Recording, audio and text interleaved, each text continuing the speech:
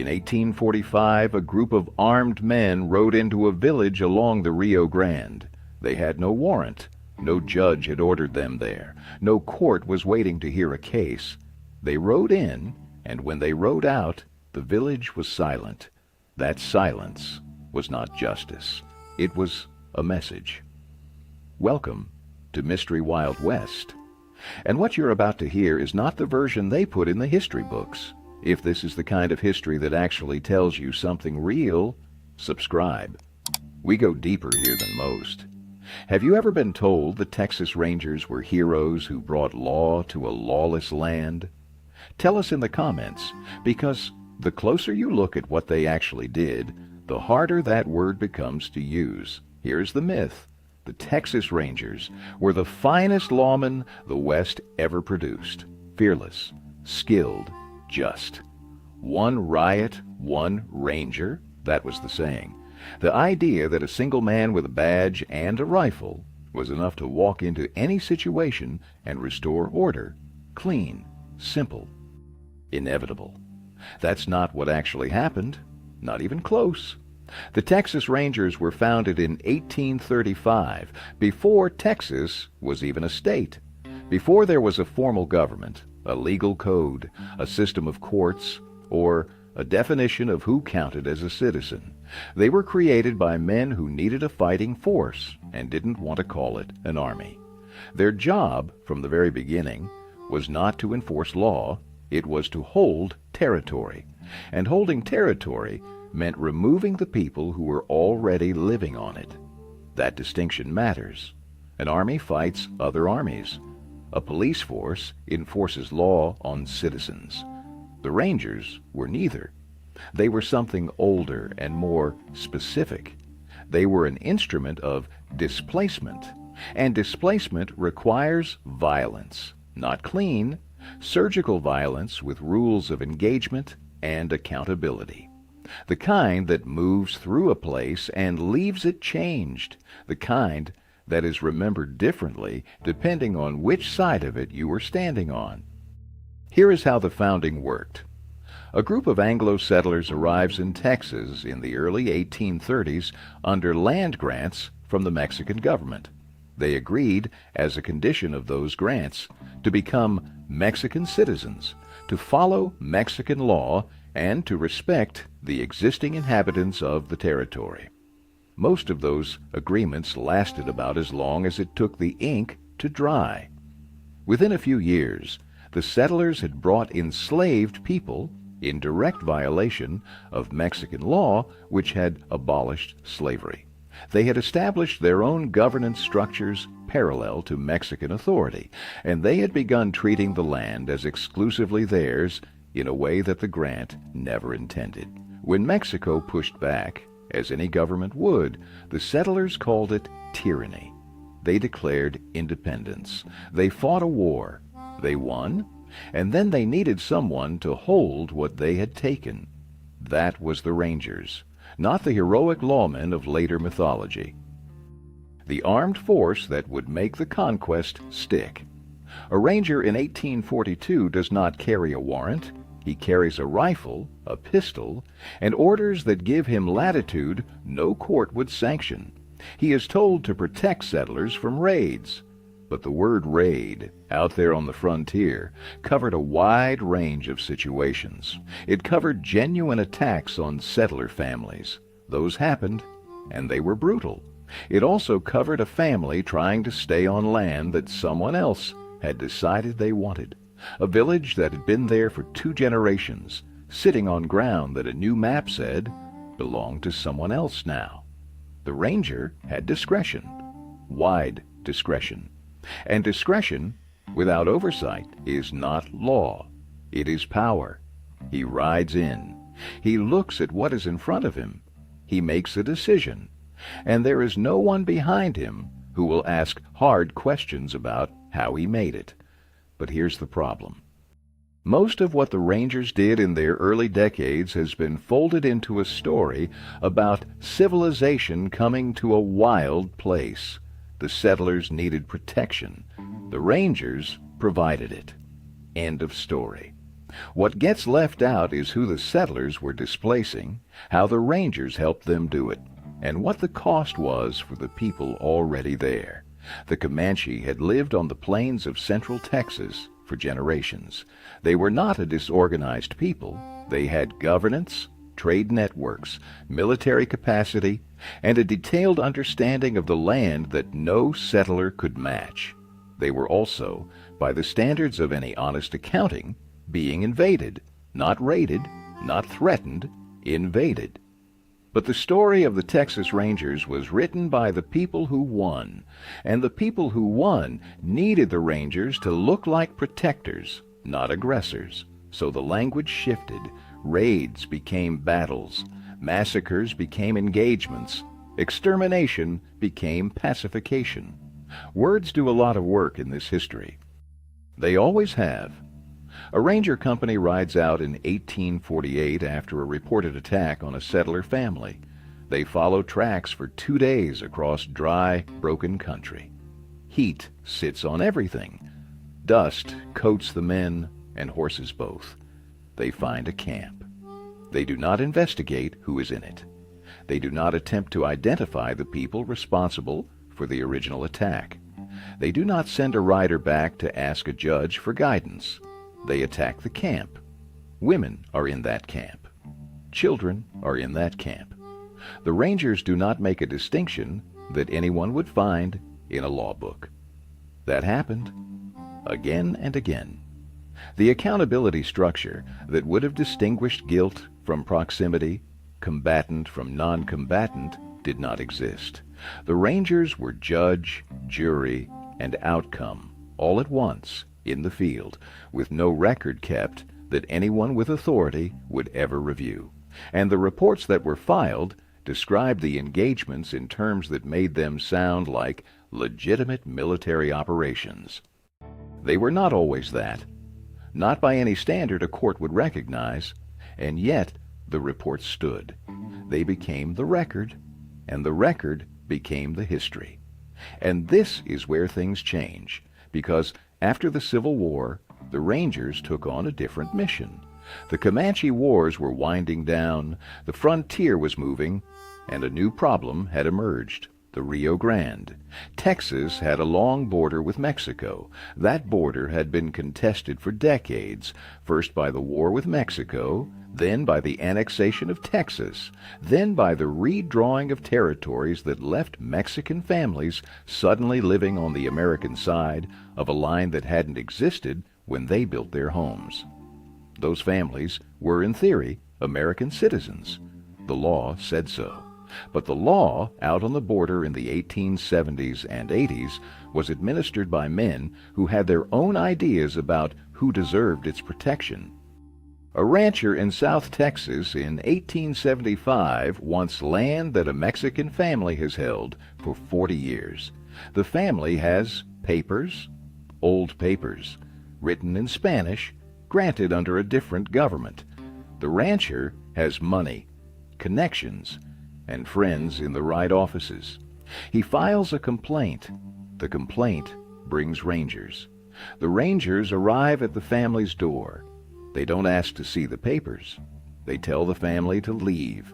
If the family refuses, and some did, the situation escalates.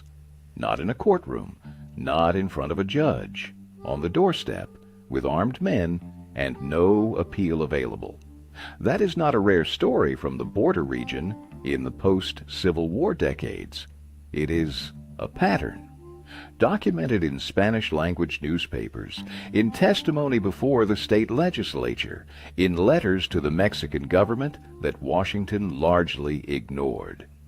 Mexican Texans, Tejanos, who had been in the region for generations, found themselves suddenly on the wrong side of a system that had the Rangers to enforce it.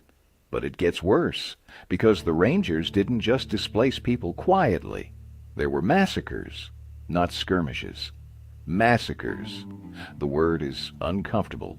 It should be. A massacre means the killing of people who are not in a position to defend themselves. It means the outcome was never in question, and the historical record reviewed honestly, contains several events along the Texas-Mexico border in the late 19th and early 20th centuries that meet that definition.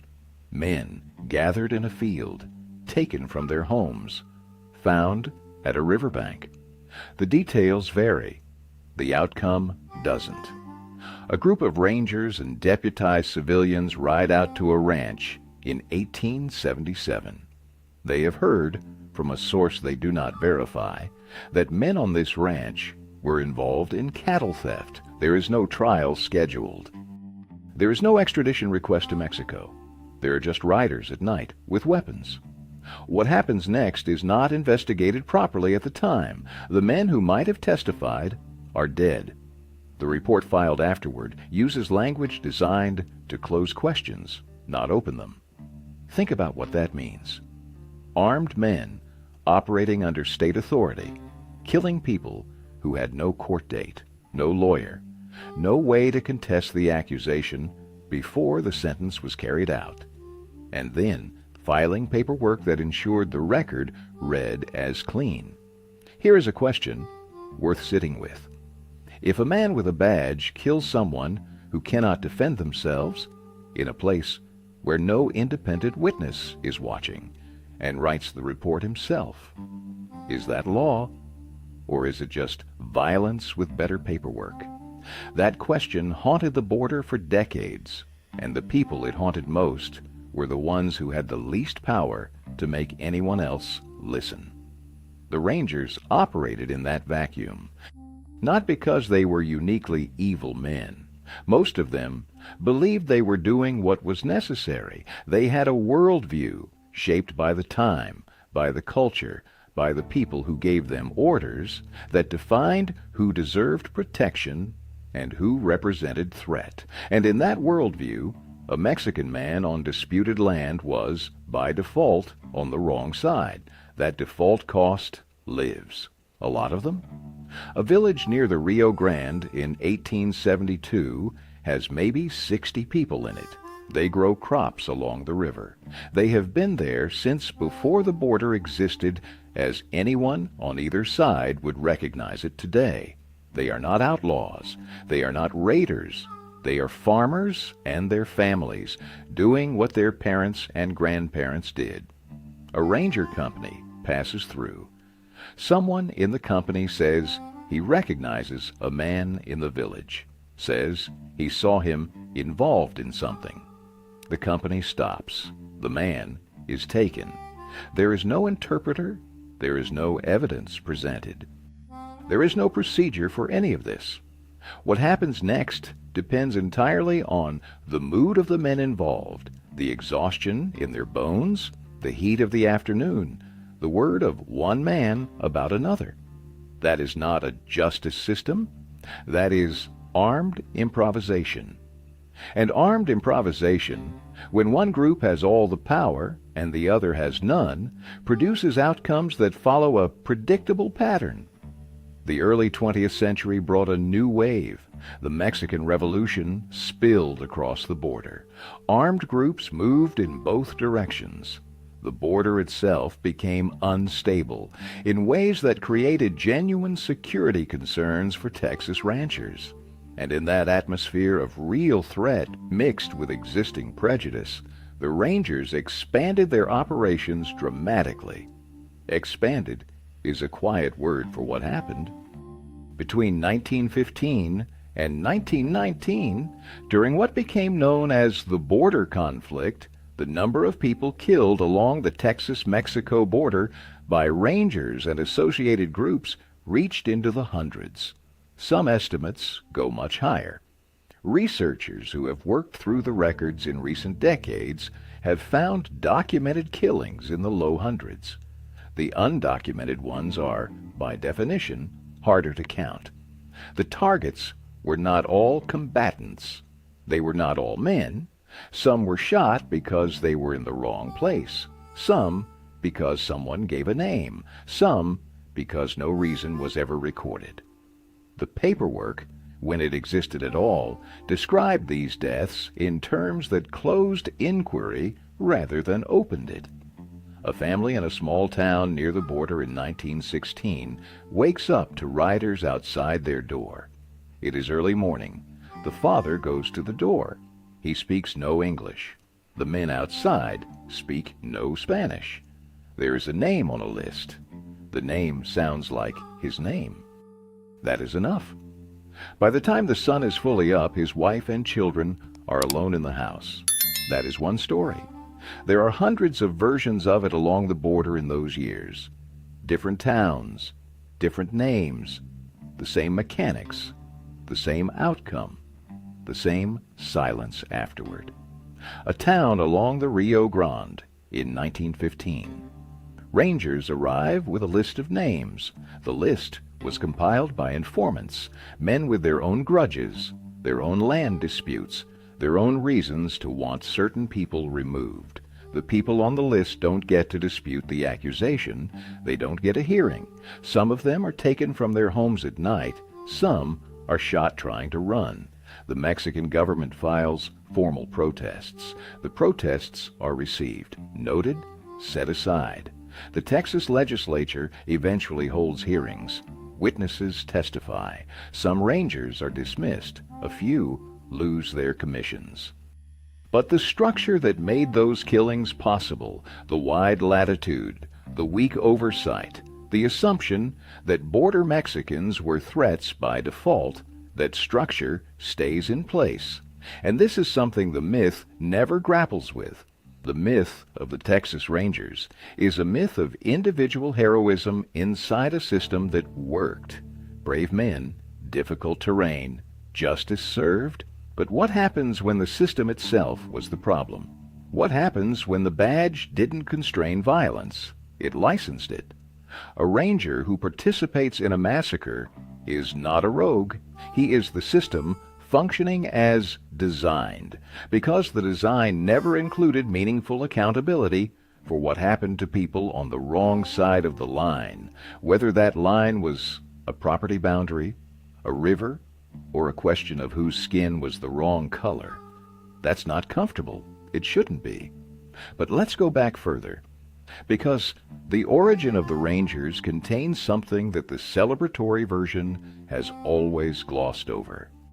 They were not created to protect all Texans. They were created to protect a specific kind of Texan, the Anglo settler, the man who had come from the eastern United States with a land grant and a plan and a rifle. The Tejano families who had lived in Texas under Spanish and then Mexican rule were not the constituency the Rangers were built to serve. They were, at best, neutral. At worst, they were part of what needed to be managed. That founding reality never fully disappeared. It shaped who the Rangers recruited. It shaped how they defined threat. It shaped what complaints they took seriously and which ones they set aside. And it shaped the culture that allowed certain kinds of violence to be normalized, filed away, described in bureaucratic language, and eventually forgotten. A young man in 1860 joins the Rangers. He comes from a family that settled in central Texas 2 generations back. He grew up hearing one version of history. The settlers were brave. The land was wild. The Rangers were the reason any of it held together. He has never met anyone who offered a different version. He has never had a reason to look for one.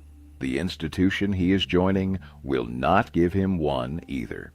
It will confirm everything he already believes and hand him a rifle and a badge to act on it. That is how institutional violence works. Not through orders that say, do this terrible thing. Through assumptions that say, some people matter and some people don't, absorbed so early and repeated so often that they stop feeling like assumptions. They start feeling like facts. And facts don't need justification. They just are. That is the most dangerous moment in any institution. When the violence becomes unremarkable. When the ride out in the morning is routine. When the men filing the report afterward don't pause over the words because they've written the same words before and nothing happened. But here's the problem. When those assumptions harden into action and the action produces bodies, someone eventually has to explain it. And the explanation, for most of Texas history, was always the same. It was necessary. They were dangerous. We had no choice. Those words were used in 1845. They were used in 1875. They were used in 1915. And every time they were used, the question of whether they were true was buried under the urgency of the moment and the authority of the badge. Let's talk about what the Rangers actually looked like on the ground. Not in the movies, not in the State Museum in Austin. On the ground, in the places where they operated, a ranger company in the 1870s has between 10 and 30 men.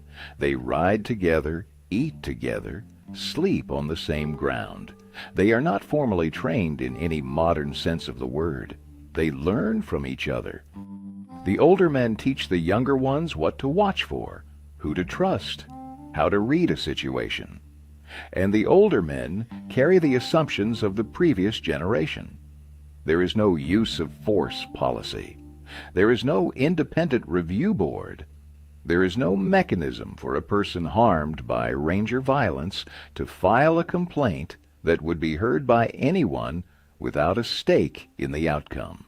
The only oversight comes from the state government, which generally wants results and does not ask too many questions about method. That structure is not unique to the Rangers. It is the structure of frontier law enforcement across the West. But the Rangers are celebrated specifically, uniquely, in a way that has made their history harder to examine honestly. Because the celebration is old. It started early. The dime novels and newspaper accounts of the mid to late 19th century built the Ranger legend before the bodies were even counted. The Ranger as a lone, capable, virtuous man bringing order to chaos. That image was manufactured and distributed before anyone had a reason to push back against it. And manufactured images are powerful. They shape what questions get asked and what questions don't. They shape what stories survive and what stories disappear. A journalist in San Antonio in 1890 writes a story about a ranger who tracked a cattle thief across 200 miles of desert and brought him back alive. The story runs in 3 newspapers. It gets reprinted. People read it over breakfast. They cut it out. They tell it to their children. It becomes part of how they understand what rangers are and what they do. The same journalist does not write about the family displaced from their land near Laredo 3 months earlier. He may not even know about it. The family has no connection to anyone who could put the story in a paper. If the journalist did know, there is no editor willing to run it, no audience primed to receive it, no language ready in the public imagination to describe what happened as anything other than the regrettable but necessary cost of progress. Progress. That word did a great deal of work in the 19th century. It covered a lot of ground, literally.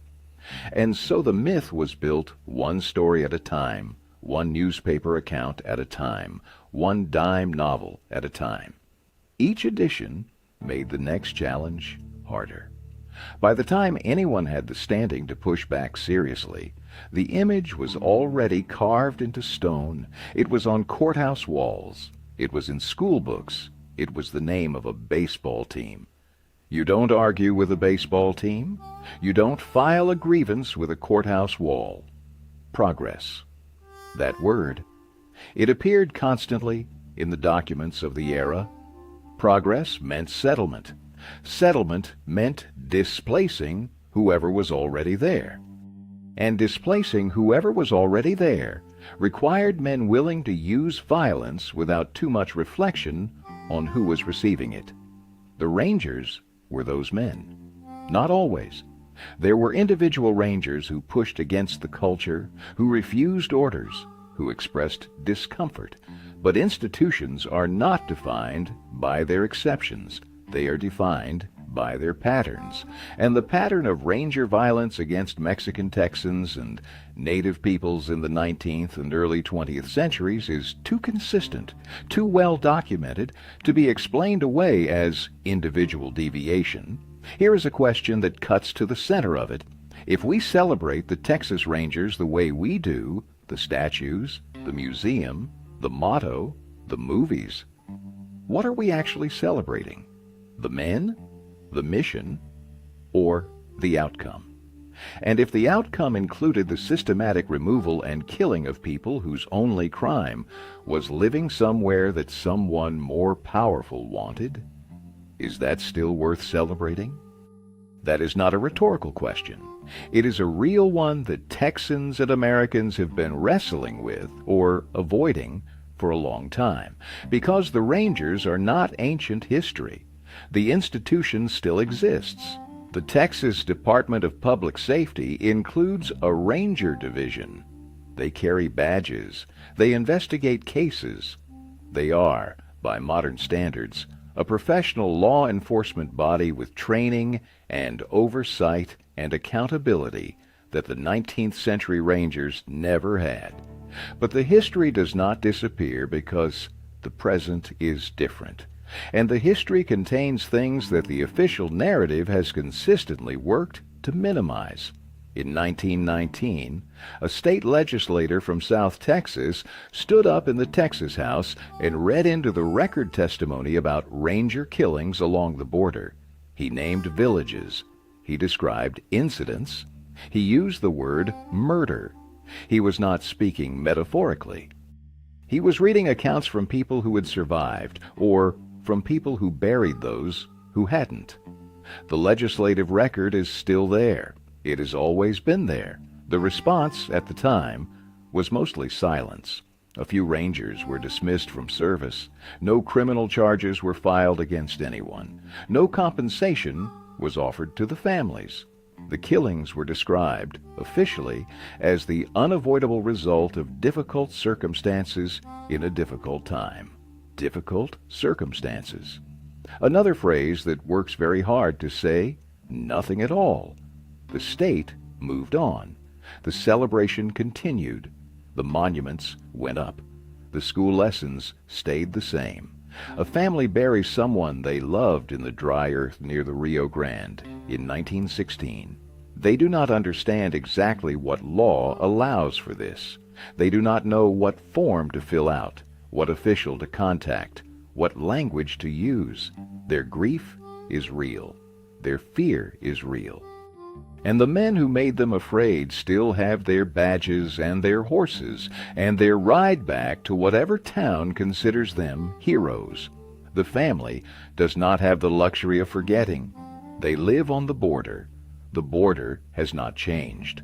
The men with the badges are still there. That gap between the family burying their dead and the men riding back to town is not a gap that time closes automatically. It closes only when someone decides to close it. And for most of this history, no one with the power to decide was interested. That is the human cost of an institution that was never designed to protect everyone equally. Not in its founding, not in its worst decades, not in the long silence afterward. And yet, the legend grew. The more the Rangers were celebrated, the harder it became to question them. By the time the mythology was fully built, by the time there were novels and radio dramas and television shows and movies, the Ranger had become something larger than any particular action or any specific atrocity. He had become a symbol. And symbols resist examination, because examination reduces them to what they actually are. What the Texas Rangers actually were was complicated. They did stop cattle thieves. They did track killers. They did ride into situations where other men wouldn't go. And sometimes they brought back people who deserved to stand trial. Some of that history is real and worth acknowledging.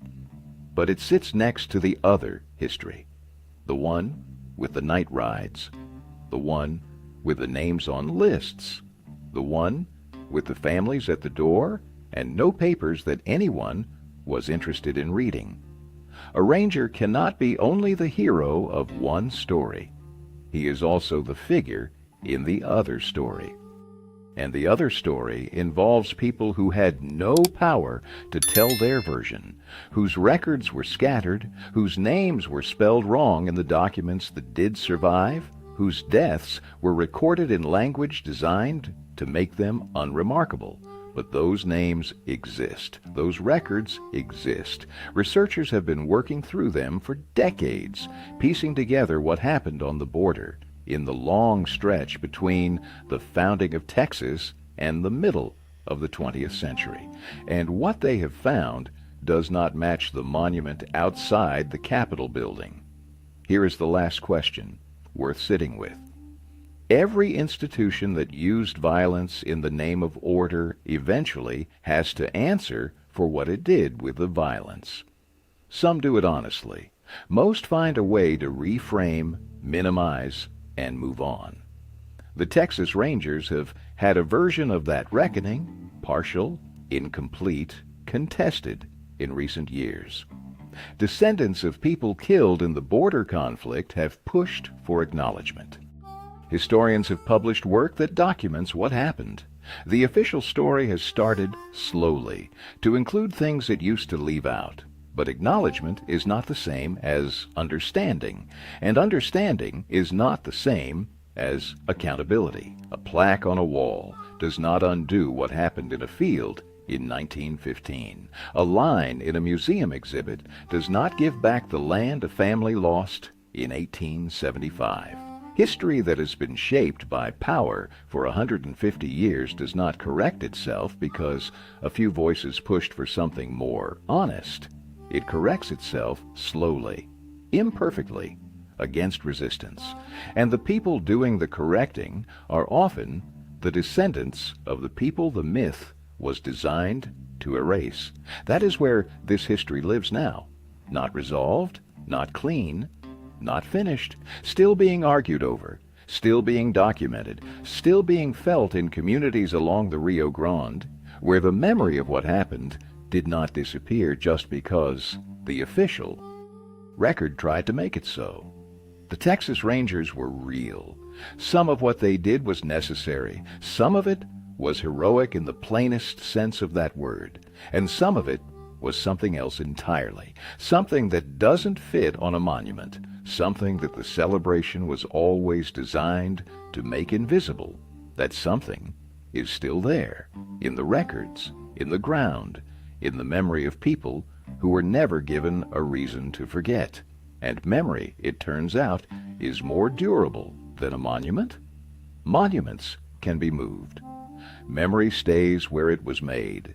It stays in the names people keep using for a river crossing, for a field, for a bend in the road where something happened and the official record never said what. It stays in the stories told at tables, passed from one generation to the next, in a language that the people who made the history official never bothered to learn.